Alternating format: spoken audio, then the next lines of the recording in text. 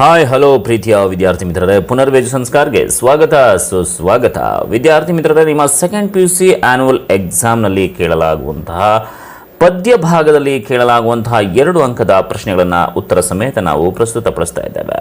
ಏನು ಗುರು, ಸಿಕ್ಕಾಪಟ್ಟೆ ಕನ್ನಡ ಕಷ್ಟ, ಪಾಸ್ ಆದರೆ ಸಾಕಲ್ಲಪ್ಪ ಅಂತ ನೀವು ಅಂದ್ಕೊಂಡಿದ್ರೆ 35 ಅಂಕಗಳಿಗಿಂತ ನಾವು ಅಪ್ಲೋಡ್ ಮಾಡಿರುವಂತಹ ವಿಡಿಯೋಗಳಲ್ಲಿ ನೀವು ಮಿನಿಮಮ್ 80 ಅಂಕಗಳನ್ನು ಗಳಿಸಬಹುದು. ನಾವೇನು ಅಪ್ಲೋಡ್ ಮಾಡಿದ್ದೀವಿ ಎಲ್ಲ ವಿಡಿಯೋಗಳನ್ನು ನೋಡ್ತಾ ಹೋದರೆ ವಿದ್ಯಾರ್ಥಿ ಮಿತ್ರರೇ.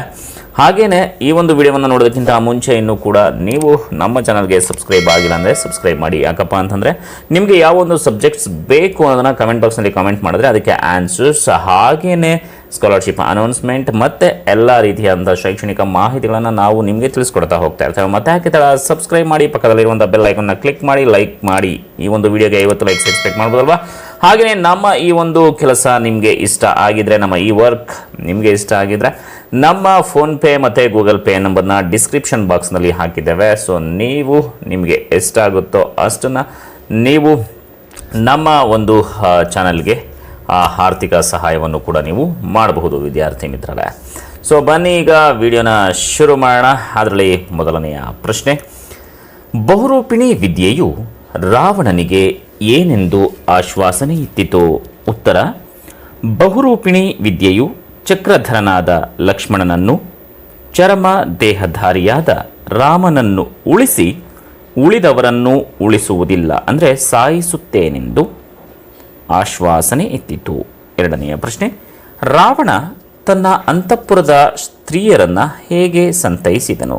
ಉತ್ತರ, ನಿಮಗೆ ಈ ರೀತಿಯಾಗಿ ತೊಂದರೆಯನ್ನು ಮಾಡಿದ ಅಂಗದಾದಿಗಳನ್ನು ಭ್ರೂಭಂಗ ಮಾತ್ರದಲ್ಲಿ, ಅಂದರೆ ಹುಬ್ಬು ಗಂಟಿಕ್ಕುವಷ್ಟರಲ್ಲಿ ಬಂಧಿಸಿ ತಂದು ಅವರಿಗೆ ನಿಮ್ಮ ಮುಂದೆಯೇ ಅನೇಕ ವಿಧವಾಗಿ ಅವಮಾನ ಮಾಡುತ್ತೇನೆಂದು ಸಮಾಧಾನಪಡಿಸಿದನು. ಮೂರನೆಯ ಪ್ರಶ್ನೆ, ರಾವಣನು ಸೊಕ್ಕಿನಿಂದ ಸೀತೆಯನ್ನುದ್ದೇಶಿಸಿ ಆಡಿದ ಮಾತುಗಳಾವುವು? ಉತ್ತರ, ಸೀತೆ, ನನಗೆ ಬಹುರೂಪಿಣಿ ವಿದ್ಯೆ ಒಲಿದಿದೆ. ಇನ್ನು ನನಗೆ ಸರಿಸಾಟಿಯಾದ ಶತ್ರುಗಳು ಯಾರೂ ಇಲ್ಲ. ನೀನು ನಿನ್ನ ಮೆಚ್ಚಿನ ರಾಮನ ಆಸೆಯನ್ನು ಬಿಟ್ಟು ನನ್ನನ್ನು ಇಷ್ಟಪಟ್ಟು ಈ ಸಾಮ್ರಾಜ್ಯ ಸುಖವನ್ನು ಅನುಭವಿಸು ಎಂದು ಸೊಕ್ಕಿನಿಂದ ರಾವಣ ಮಾತನಾಡಿದ.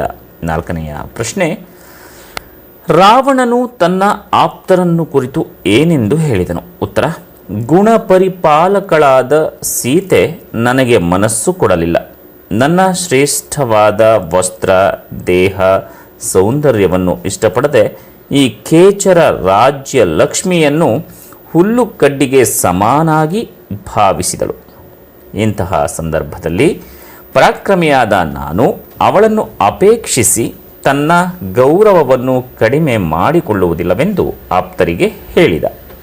ಐದನೆಯ ಪ್ರಶ್ನೆ, ರಾವಣನು ಅಂತಿಮವಾಗಿ ಯಾವ ನಿರ್ಧಾರಕ್ಕೆ ಬರುತ್ತಾನೆ? ಉತ್ತರ, ರಾವಣನು ಯುದ್ಧದಲ್ಲಿ ರಾಮ ಲಕ್ಷ್ಮಣರನ್ನು ಸೋಲಿಸಿ ಅವರ ರಥವನ್ನು ಕಿತ್ತುಕೊಂಡು, ಅಂದರೆ ರಥರಹಿತರನ್ನಾಗಿ ಮಾಡಿ ಅವರನ್ನು ಸೆರೆ ಹಿಡಿದು ತಂದು ಆನಂತರ ನಾನೇ ಸೀತೆಯನ್ನು ರಾಮನಿಗೆ ಒಪ್ಪಿಸಬೇಕೆಂಬ ನಿರ್ಧಾರಕ್ಕೆ ಬರುತ್ತಾನೆ. ಆರನೆಯ ಪ್ರಶ್ನೆ, ಯಾವ ಗುಣಗಳಿಲ್ಲದವನು ಡಾಂಭಿಕನೆನಿಸುತ್ತಾನೆ? ಉತ್ತರ, ಮನ ಬೆರೆತಾಗ ತನು ಕರಗದಿದ್ದರೆ, ಅಂದರೆ ಅಹಂಕಾರ, ಸ್ಪರ್ಶದಲ್ಲಿ ರೋಮಾಂಚನ ಉಂಟಾಗದಿದ್ದರೆ, ಕಂಡಾಗ ಕಣ್ಣೀರು ಸುರಿಯದಿದ್ದರೆ, ನುಡಿಯುವಲ್ಲಿ ಗಂಟಲು ಗದ್ಗದವಾಗದ ಮಾನವೀಯ ಗುಣಗಳಿಲ್ಲದವನು ಡಾಂಭಿಕನೆನಿಸುತ್ತಾನೆ. ಏಳನೆಯ ಪ್ರಶ್ನೆ, ಯಾವಾಗ ನಿಲ್ಲಬಹುದು, ಯಾವಾಗ ನಿಲ್ಲಲಾಗದು? ಉತ್ತರ, ಒಲೆ ಹತ್ತಿ ಉರಿದಡೆ ನಿಲ್ಲಬಹುದು, ದರೆ ಹತ್ತಿ ಉರಿದಾಗ ನಿಲ್ಲಲಾಗದು. ಎಂಟನೆಯ ಪ್ರಶ್ನೆ, ಯಾರು ಮನೆಯನ್ನು ತಿರಿಯನು, ಕೆರೆಯುದಕವನ್ನರಸದವನು ಯಾರು? ಉತ್ತರ, ಪರುಷದ, ಅಂದರೆ ಮುಟ್ಟಿದ್ದನ್ನು ಚಿನ್ನವಾಗಿಸುವ ದೇವಲೋಕದ ವಸ್ತು. ಪರುಷದ ಗೃಹದೊಳಗಿದ್ದವನು ಭಿಕ್ಷೆಗಾಗಿ ಮನೆಗೆ ಹೋಗಿ ಬೇಡುವುದಿಲ್ಲ. ತೊರೆಯೊಳಗಿದ್ದವನು ಬಾಯಾರಿಕೆಯಾಗಲು ಕೆರೆಯ ನೀರನ್ನು ಅರಸುವುದಿಲ್ಲ. ಇನ್ನು 9ನೆಯ ಪ್ರಶ್ನೆ, ತಾನು ಘೋರತರ ವಿಷ ಕುಡಿಯುವುದಾಗಿ ದ್ರೌಪದಿ ಏಕೆ ಹೇಳುತ್ತಾಳೆ? ಉತ್ತರ: ತನ್ನೆಲ್ಲ ಗಂಡಂದಿರಲ್ಲಿ ಭೀಮನೇ ಪರಾಕ್ರಮಶಾಲಿಯಾದವನು.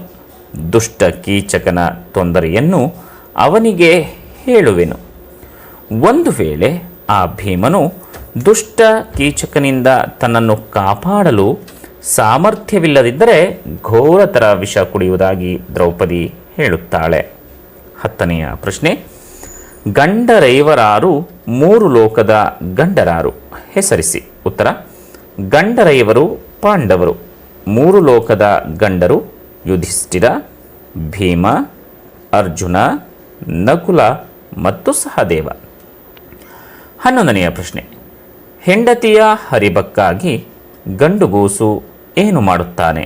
ಉತ್ತರ: ಹೆಂಡತಿಯ ಕಷ್ಟ ಅಥವಾ ಹರಿಬದಲ್ಲಿ ಅಂದರೆ ತೊಂದರೆ ಉಂಟಾದಾಗ ಪರಾಕ್ರಮಿಯಾದ ಗಂಡನೊಬ್ಬನೇ ಶತ್ರುವನ್ನು ಕಡಿದು ತುಂಡು ತುಂಡು ಮಾಡುವನು.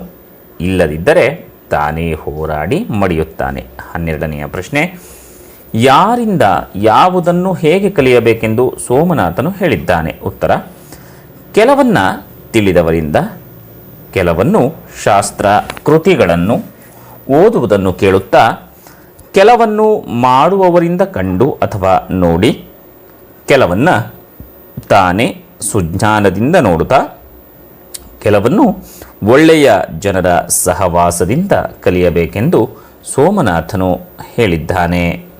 13ನೆಯ ಪ್ರಶ್ನೆ: ರಾಜ ಮತ್ತು ಮಂತ್ರಿಗಳಿಗೆ ಯಾವ ಅರ್ಹತೆಗಳಿರಬೇಕೆಂದು ಸೋಮನಾಥನು ಹೇಳಿದ್ದಾನೆ? ಉತ್ತರ: ರಾಜನಾಗುವವನು ಕೋಪವನ್ನು ಬಿಡುವ ಗುಣವನ್ನು ಹೊಂದಿರಬೇಕು. ಮಂತ್ರಿಯಾಗುವವನು ನಾನಾ ವಿಧವಾದ ಚತುರತೆಯನ್ನು ತಿಳಿಯಬಲ್ಲ ಗುಣವನ್ನು ಹೊಂದಿರಬೇಕೆಂದು ಸೋಮನಾಥನ ಅಭಿಪ್ರಾಯ.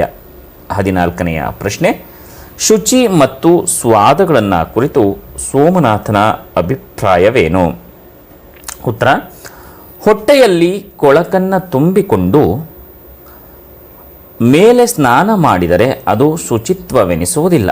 ಅಂತೆಯೇ ಬೇವಿನ ಬೀಜವನ್ನು ಬೆಲ್ಲದ ಪಾನಕದಲ್ಲಿ ಅದ್ದಿದರೆ ಅದು ಸಿಹಿಯಾಗಲಾರದು. ಹಾಗೆಯೇ ಪರಿಶುದ್ಧವಾದ ಮನಸ್ಸಿಲ್ಲದ ಪೂಜೆ ನಿಷ್ಪ್ರಯೋಜಕ ಎಂಬುದು ಸೋಮನಾಥನ ಅಭಿಪ್ರಾಯ.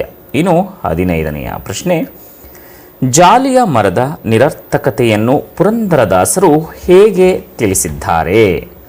ಉತ್ತರ: ಬುಡದಿಂದ ತುದಿಯವರೆಗೂ ಮುಳ್ಳಿನಿಂದ ತುಂಬಿರುವ ಜಾಲಿಯ ಮರವು ಬಿಸಿಲಲ್ಲಿ ಬಳಲಿ ಬಂದವರಿಗೆ ನೆರಳಿಲ್ಲದೆ, ಹಸಿದು ಬಂದವರಿಗೆ ಹಣ್ಣು ಇಲ್ಲದೆ, ಅದರ ಹೂ ಸಹ ಸುವಾಸನೆಯನ್ನು ನೀಡದೆ ಯಾವ ಪ್ರಯೋಜನಕ್ಕೂ ಬರುವುದಿಲ್ಲ. ಆದ್ದರಿಂದ ಜಾಲಿಯ ಮರ ನಿರರ್ಥಕವಾದದ್ದು ಎಂದು ಪುರಂದರದಾಸರು ಹೇಳಿದ್ದಾರೆ.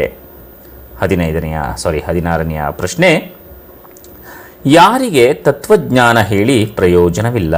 ಉತ್ತರ: ಘೋರ ಪಾಪಿಗಳಿಗೆ ತತ್ವಜ್ಞಾನ ಹೇಳಿ ಪ್ರಯೋಜನವಿಲ್ಲ. ಈ ಪಾಪಿಗಳು ಎಷ್ಟೇ ಹೇಳಿದರೂ ಕೆಟ್ಟ ಕೆಲಸವನ್ನು ಬಿಟ್ಟು ಸುಜನರಾಗುವುದಿಲ್ಲ. 17ನೆಯ ಪ್ರಶ್ನೆ: ದುರ್ಜನರ ಕಾರ್ಯ ಯಾವ ಬಗೆಯದು? ಉತ್ತರ: ದುರ್ಜನರು ತಮ್ಮಿಂದ ಸ್ವಲ್ಪವಾದರೂ ಉಪಯೋಗ ಮಾಡದೆ ಕೇವಲ ಬಣ್ಣದ ಮಾತುಗಳನ್ನಾಡುತ್ತಾ ಸಮಾಜಕ್ಕೆ ಕೆಟ್ಟದ್ದನ್ನೇ ಮಾಡಿಕೊಂಡು ಬದುಕುತ್ತಾರೆ. 18ನೆಯ ಪ್ರಶ್ನೆ: ಬಡತನ ಹೇಗೆ ಬಯಲಾಯಿತು? ಉತ್ತರ: ಬಡತನವಿದೆ ಎಂದು ಅಸಹನೆಯಿಂದ ಮಕ್ಕಳನ್ನು ಬಡಿಯಬಾರದು. ಆ ಮಕ್ಕಳು ಆಡಿ ಬಂದು ತೊಡೆ ಮ್ಯಾಲೆ ಆಡಿದರೆ ಬಡತನವೆಲ್ಲ ಬಯಲಾಗುತ್ತದೆ. 19ನೆಯ ಪ್ರಶ್ನೆ: ಹಿತ್ತಾಳೆಗಿಂತ ಬಲುಹೀನ ಯಾವುದು?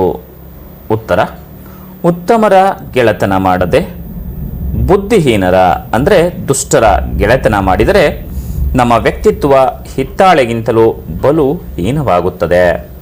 20ನೆಯ ಪ್ರಶ್ನೆ: ಹಡೆದವ್ವನನ್ನು ಯಾವಾಗ ನೆನೆಯಬೇಕು?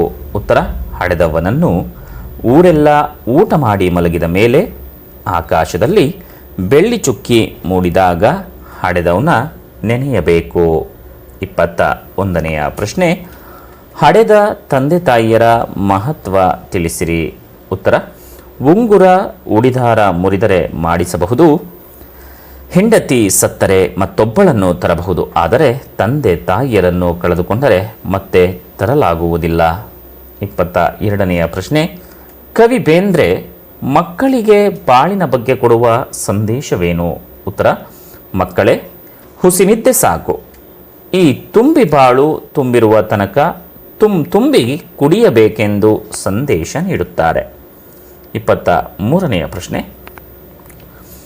ಹುಸಿನಿದ್ದೆ ಸಾಕು ಎದ್ದೇಳಿ ಎಂದು ಕವಿ ಮಕ್ಕಳಿಗೆ ಹೇಳಲು ಕಾರಣವೇನು? ಉತ್ತರ, ಹುಸಿನಿದ್ದೆ ಮಾಡುತ್ತಾ ಯೌವನದ ಸಮಯವನ್ನು ದುಡಿಯದೆ ವ್ಯರ್ಥಕ್ಕಾಗಿ ಕಳೆಯಬೇಡಿರೆಂದು ಕವಿ ಮಕ್ಕಳಿಗೆ ಕೇಳಿ ರಸ ಕುಡಿಯಲೇಳಿ ಹುಸಿನಿದ್ದೆ ಸಾಕು ಎದ್ದೇಳಿ ಎಂದು ಹೇಳಿದ್ದಾರೆ. 24ನೆಯ ಪ್ರಶ್ನೆ, ಕವಿಯ ಪ್ರಕಾರ ಮುಪ್ಪು ಮತ್ತು ಹರೆಯದ ನಡುವಿನ ವ್ಯತ್ಯಾಸವೇನು? ಉತ್ತರ, ಕವಿಯ ಪ್ರಕಾರ ಮುಪ್ಪು ಚಿಂತನದಿ ಮುಳುಗಿದ್ದರೆ ಹರೆಯವು ಮಾನವನ ಜೀವನದ ಬೆಳಗುಜಾವ. ನಿರಂತರವಾದ ಕ್ರಿಯೆಗಳ ಮೂಲಕ ಯೌವನದಲ್ಲಿ ದುಡಿದು ಸಫಲತೆಯನ್ನು ಪಡೆಯಬೇಕು ಎಂದು ಬೇಂದ್ರೆಯವರು ಹೇಳಿದ್ದಾರೆ. 25ನೆಯ ಪ್ರಶ್ನೆ, ಬಾನು ಮತ್ತು ಮರದ ನಿತ್ಯ ನೂತನತೆಯ ಬಗ್ಗೆ ಕವಿ ಏನು ಹೇಳಿದ್ದಾರೆ? ಉತ್ತರ, ಬಾನು ನಿತ್ಯ ಪ್ರಕಾಶಿಸಲು ಸಾಧ್ಯ, ಮರ ಪುನಃ ಚಿಗುರಲು ಸಾಧ್ಯ ಎಂದು ಕವಿಯ ಅಭಿಪ್ರಾಯ. 26ನೆಯ ಪ್ರಶ್ನೆ, ಮಗು ಏನನ್ನು ಕುಡಿದು ಬೆಳೆಯುವುದು? ಉತ್ತರ, ಮಗು ಕಾಣದೆಮ್ಮೆಯ ಕೆಚ್ಚಲು ಕರೆದು ಕಳುಹಿಸಿದ ಬಾಟ್ಲಿಯ ಹಾಲು, ಗ್ರೈಪ್ ಸಿರಪ್, ಹಾರ್ಲೆಕ್ಸ್ ಇತ್ಯಾದಿಗಳನ್ನು ಕುಡಿದು ಬೆಳೆಯುವುದು. 27ನೆಯ ಪ್ರಶ್ನೆ, ಮಗು ಏನೇನು ಕಲಿಯಿತು? ಉತ್ತರ, ಕ್ಯೂ ನಿಲ್ಲುವುದನ್ನು, ಫುಟ್ಪಾತ್ನಲ್ಲೇ ಸಂಚರಿಸುವುದನ್ನು, ರಸ್ತೆ ದಾಟುವಾಗ ಎಚ್ಚರಿಕೆಯಿಂದಿರುವುದು, ಓಡುವುದು, ಎಲ್ಲಿಯೂ ನಿಲ್ಲದಿರುವುದನ್ನು, ಹೇಗಾದರೂ ಸರಿ ಅವರಿವರನ್ನು ತಳ್ಳಿ ಮುನ್ನುಗ್ಗುವುದನ್ನು, ಎಲ್ಲಾದರೂ ಸರಿಯೇ ಬೇರೂರಿ ಹೀರುವುದನ್ನು ಮಗು ಕಲಿಯಿತು. 28ನೆಯ ಪ್ರಶ್ನೆ, ಮುಂಬೈನ ಅವಸರದ ಜೀವನ ಚಿತ್ರಕ್ಕೆ 2 ಉದಾಹರಣೆ ಕೊಡಿ. ಮುಂಬೈನ ಅವಸರದ ಜೀವನ ಚಿತ್ರಕ್ಕೆ 2 ಉದಾಹರಣೆ ಕೊಡಿ ಅಂತ ಕೇಳಿದರೆ ಯಾವ ರೀತಿ ಬರೀಬೇಕು ಅಂತಂದರೆ ವಿದ್ಯಾರ್ಥಿ ಮಿತ್ರರೇ, ಉತ್ತರ, ಮುಂಬೈನ ಅವಸರದ ಜೀವನ ಚಿತ್ರಣಕ್ಕೆ 2 ಉದಾಹರಣೆ ಎಂದರೆ ಏಳುವುದು, ಬಟ್ಟೆಯಲ್ಲಿ ಮೈತುರುಕಿ ಓಡುವುದು, ರೈಲನ್ನೋ ಬಸ್ಸನ್ನೋ ಹಿಡಿಯುವುದು.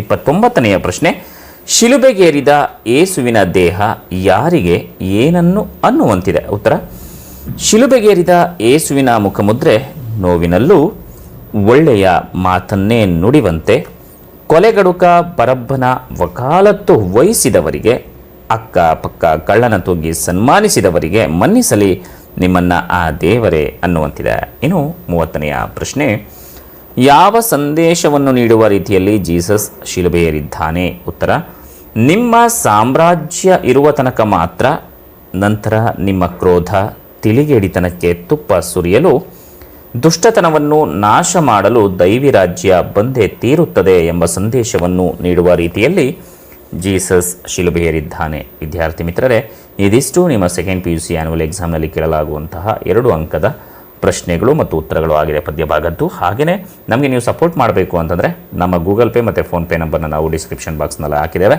ಸೊ ನೀವು ನಿಮಗೆ ಎಷ್ಟಾದರೂ ಸರಿ ಪೇಮೆಂಟ್ ಮಾಡುವ ಮುಖಾಂತರ ನಮ್ಮ ಈ ಒಂದು ಕಾರ್ಯಕ್ಕೆ ಸಪೋರ್ಟ್ ಮಾಡಬಹುದು. ಈ ಒಂದು ವಿಡಿಯೋನ ನಿಮ್ಮ ಎಲ್ಲ ಫ್ರೆಂಡ್ಸ್ಗೂ ಕೂಡ ಶೇರ್ ಮಾಡಿ, ಹಾಗೆಯೇ ನಿಮ್ಮ ವಾಟ್ಸಪ್ ಸ್ಟೇಟಸ್ಗೂ ಕೂಡ ಹಾಕ್ಕೊಳ್ಳಿ, ನಿಮ್ಮ ಎಲ್ಲ ಕಾಲೇಜ್ ಗ್ರೂಪ್ಸ್ಗೂ ಕೂಡ ಶೇರ್ ಮಾಡಿ ಅಂತ ಹೇಳ್ತಾ, ನಿಮಗೆ ಯಾವ ಒಂದು ಸಬ್ಜೆಕ್ಟ್ ಬೇಕು ಅನ್ನೋದನ್ನ ಕಮೆಂಟ್ ಬಾಕ್ಸ್ನಲ್ಲಿ ಕಮೆಂಟ್ ಮಾಡಿ. ಸೊ ಸಂಪೂರ್ಣವಾಗಿ ವಿಡಿಯೋವನ್ನು ನೋಡಿದ್ದಕ್ಕಾಗಿ ಧನ್ಯವಾದಗಳು. ಇದೇ ರೀತಿಯಾಗಿ ಸಪೋರ್ಟ್ ಮಾಡ್ತಾ ಇರಿ. ಜೈ ಹಿಂದ್, ಜೈ ಕರ್ನಾಟಕ ಮಾತೆ, ಒಂದೇ ಮಾತರಂ. ಶ್ರೀಗನ್ನಡಂ ಗೆಲ್ಗೆ, ಶ್ರೀಗನ್ನಡಂ ಬಾಳ್ಗೆ.